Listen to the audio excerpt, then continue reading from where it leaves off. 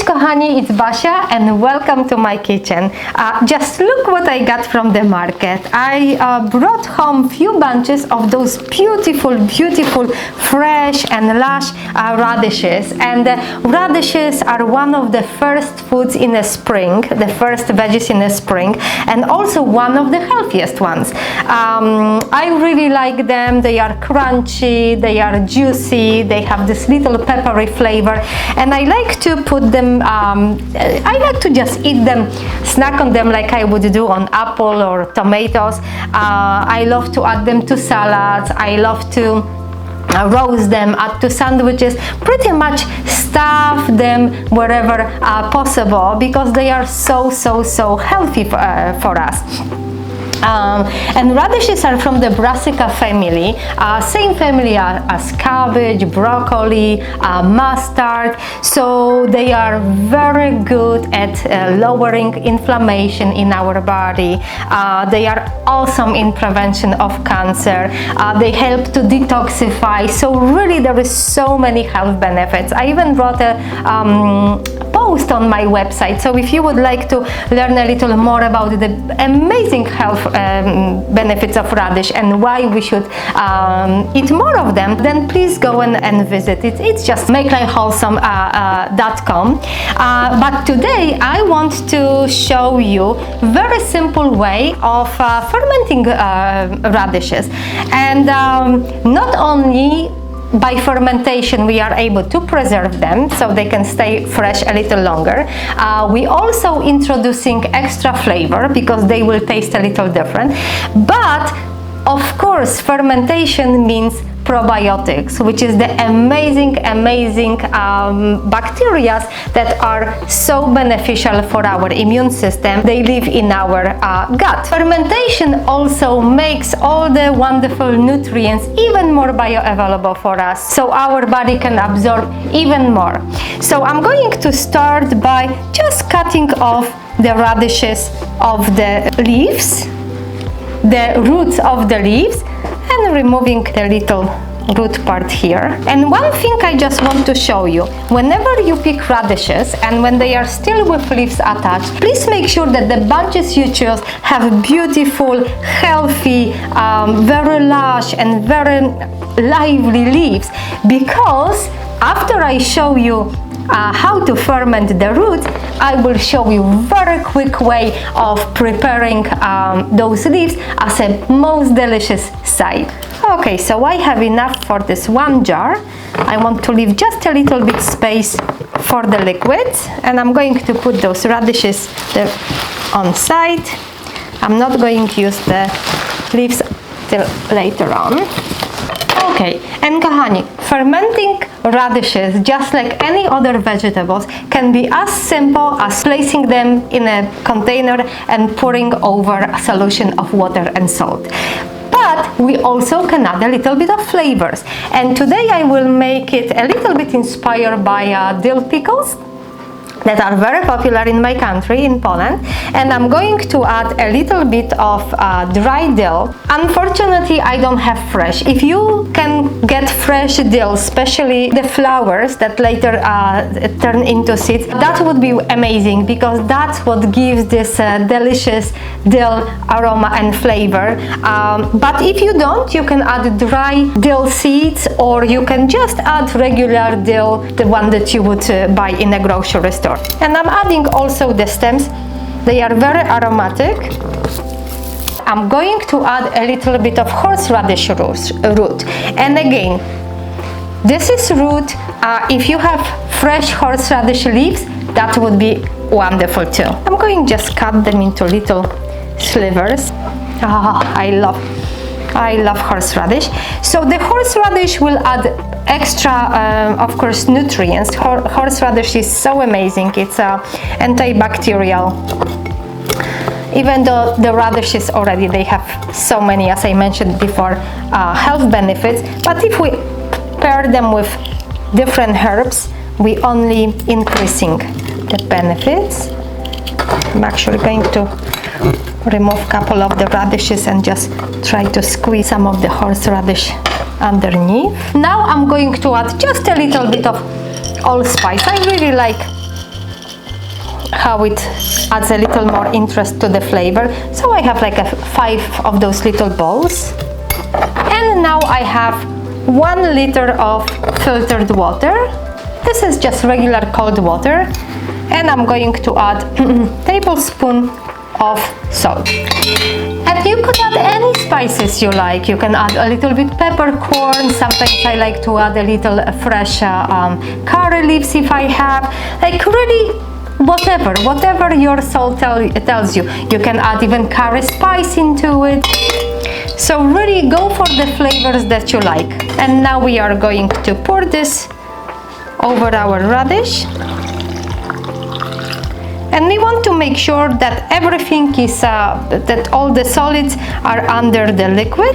And now we are going to cover it with the top, but without screwing on. Just cover to protect the radishes from any dirt to come inside. And we're going to leave on our kitchen counter for about 3 days. After 3 days, the radishes should already have nice, lightly fermented flavor. So I would just suggest to you to taste it. If that's what you like and you don't want them to ferment any longer, just close the jar and place in the refrigerator. If you feel like you want a little more fermented, leave it for another day, 2, 3, even a week. Like you can leave them on the counter and just keep eating and never put them to the fridge. They are so delicious that they will be gone in no time. So now our radishes are fermenting, and let's move on to our leaves. You may be surprised that actually, I know especially here in North America, usually the leaves would end up either in compost or in the garbage, and they are really packed with nutrients. I'm not sure if you are aware, but actually the leaves itself, they have more proteins than the roots, and they have vitamin C, they have so many antioxidants that really, if you are lucky enough to either get from your garden organically grown without any sprays, of course I'm talking about, radishes with beautiful greens, or from the market, then let's turn them into something very delicious. Okay, kochani, so now we are moving on to our side, and it's going to be as simple as fermenting the roots. So first thing first, we are going to peel our garlic, and I will be using, for this amount, this is from those are greens from one very large bunch. I will be using 4 decent size garlic cloves. Oh my gosh! Speaking of garlic, how could I completely forgot to add garlic to our radishes? So we need 1 extra garlic. I'm going to just crush it and chop it. I don't know how that happened. I use garlic to all my ferments. I'm so happy I'm making the second recipe, otherwise I wouldn't have a chance to add it. So now I'm adding 1 clove of garlic to my jar, even 2, maybe I will do 2. You could put the entire thing, just crush it and put the entire thing, but since I don't have room anymore, I'm going to chop it this way. I can fit it much better. So now I need 4 cloves for this. So I'm going quickly just crush it. And I'm starting with crushing and chopping the garlic, and I will leave it for about 10 minutes just on my countertop. So really we could just chop this garlic even before we start doing our ferment, because the active compound in the garlic is allicin, and studies show if we chop the garlic and we leave it for about 10 minutes, the allicin will really become so much more potent, and because of that the garlic will have even better health benefits to our body. So usually when I cook with garlic, I try to just have it first on the side, and now the garlic can wait for the rest of my ingredients to be ready. So now we have our greens, and again it's important to have the greens free of any sprays, any chemicals, because we want to make it healthy for our body and help our body to detoxify, not adding more toxins to our body. So if you don't grow it in your own garden, and if you go to the market, just simply ask the farmer how they grow. Do they use any synthetic fertilizers? Do they spray? And they will let you know, especially those people who don't use it. They will tell you, no, we don't use it. And those who do use it and lie, you will sense it. So I'm going to just chop it into kind of bite-sized pieces. And the key with cooking any greens, in my opinion, is to not overcook them, because first of all, we don't want them to become like a soggy and mushy, but also the longer we cook, the longer we process, the less nutrients is available for us. So this process will be very, very quick. Oh, look at the little cutie here. So I'm going to preheat, and you want to have it like a medium low rather than medium high, because I don't want the garlic to burn. I just really want everything to nicely be coated and just engage the flavors together. Okay, so my frying pan is ready, and I'm going to add some olive oil. I like to use a lot of olive oil. If you don't like that much, just add however you feel it's right. And now our garlic. So the garlic is nicely sizzling, but it's not going to burn. It's not too strong. And as soon as the garlic goes, I'm putting my greens. It already smells divine. So this is slowly frying, sauteing, but without being too much. We can always increase a little bit the temperature. And right away, I'm starting to just fold it around. And I'm grabbing this with my tongs, because I want the garlic from underneath to be nicely mixed in with my greens.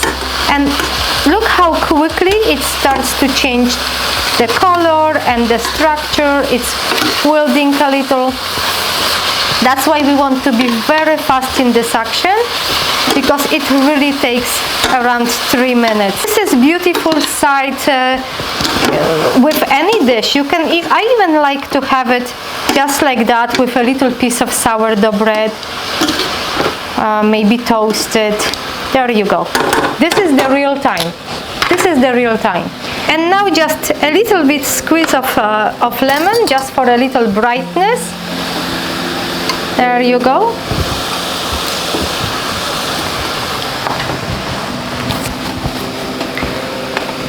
Little pinch of salt.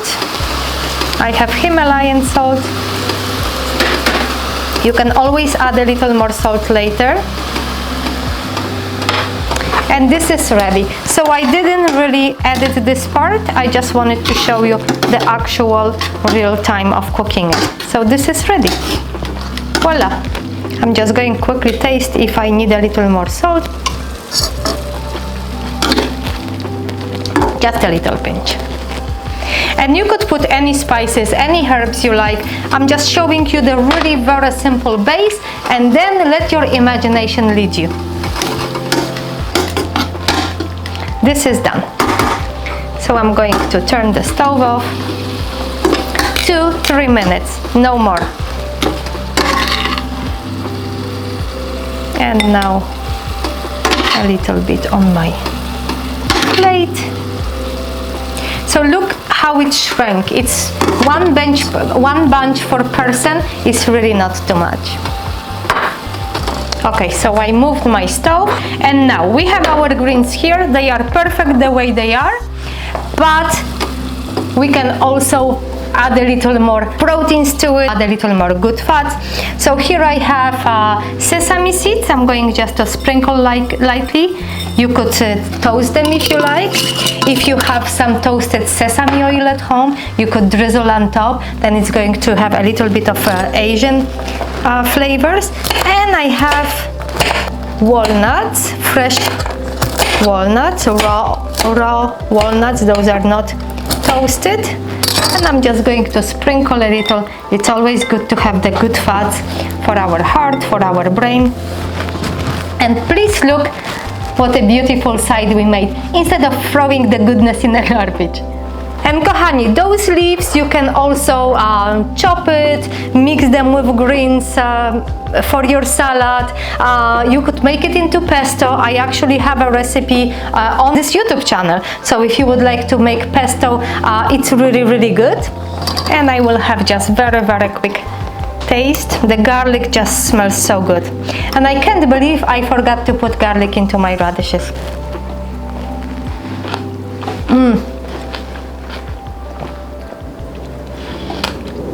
It's so delicious. It's still crunchy. It's so bright, so vibrant in flavor. I hope you will really like it.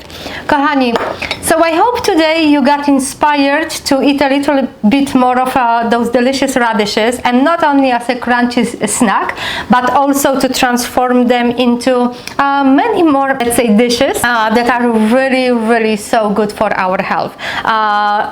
Radishes definitely are on our health ally list. So thank you very much for being here. As always, please share this video with anyone you think may benefit from it, and I see you next time. Thank you.